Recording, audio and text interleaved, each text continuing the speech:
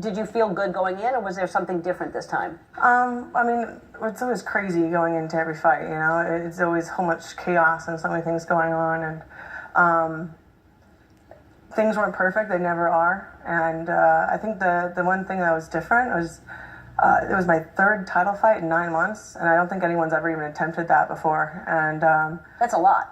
Yeah, but I don't make any excuses or anything like that. I mean, I've fought in worse conditions, but I think the one thing that was different, I just kind of felt tired. But other than that, I mean, I've been more tired, I guess.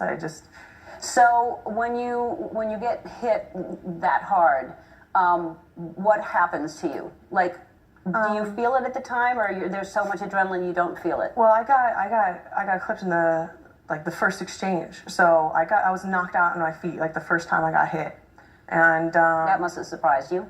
Well, it's hard to really know what's going on, and so in that first hit, I cut open my whole mouth and I knocked my teeth loose, and you know.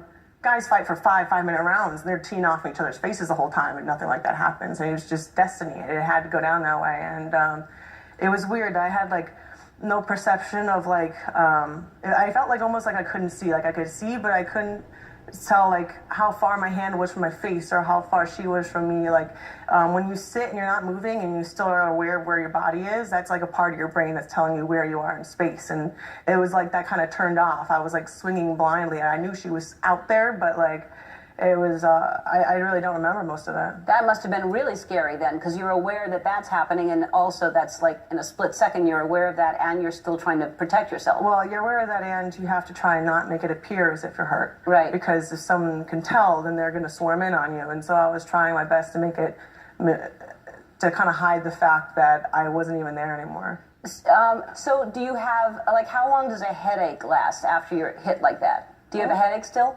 No, I don't know. I didn't have a headache at all. It's not about like pain or things happening. It's just things stopped working. You know, like my brain stopped working properly, and my teeth didn't really work that properly. And how long was it that your brain was not aware of that? How long did that take to settle down? Probably till like the next morning. Wow. Did you worry for a minute? Like, could this be permanent? Did I really hurt myself, and maybe I won't do this again? No, to be honest, like what I was thinking, like. Honestly, like my thought, I was like in the medical room, and I was like down in the corner. I was sitting in the corner, and I was like, what am I anymore if I'm not this? And I was literally sitting there and like thinking about killing myself. In that exact second, I'm like, I'm nothing. I'm like, what do I do anymore? And no one gives a shit about me anymore without this. And to be honest, I looked up and I saw my man, Travis, was standing there, and I was looking up at him, and I was just like, I need to have his babies. I need to stay alive. I was like, really, that was you need to stay alive. And I hadn't told anybody that. I think I only told him that. But that was like what I was thinking. Like, I was meant to have him when I was at my lowest, for sure. Yeah. I don't know if I would have made it without him. To have that support system, sure. It breaks my heart to hear. I mean, anybody looking at you, you're such a brave woman in so many ways, and so obviously strong physically and mentally to do what you do. So to hear you say that, I actually think it's a really great thing, and I'm grateful that you did say that, because there are a lot of people out there that have thoughts like that, and they're looking at you going, wow, if she can have thoughts like that. So you just did a lot of good for a lot of people, so thank you for saying that.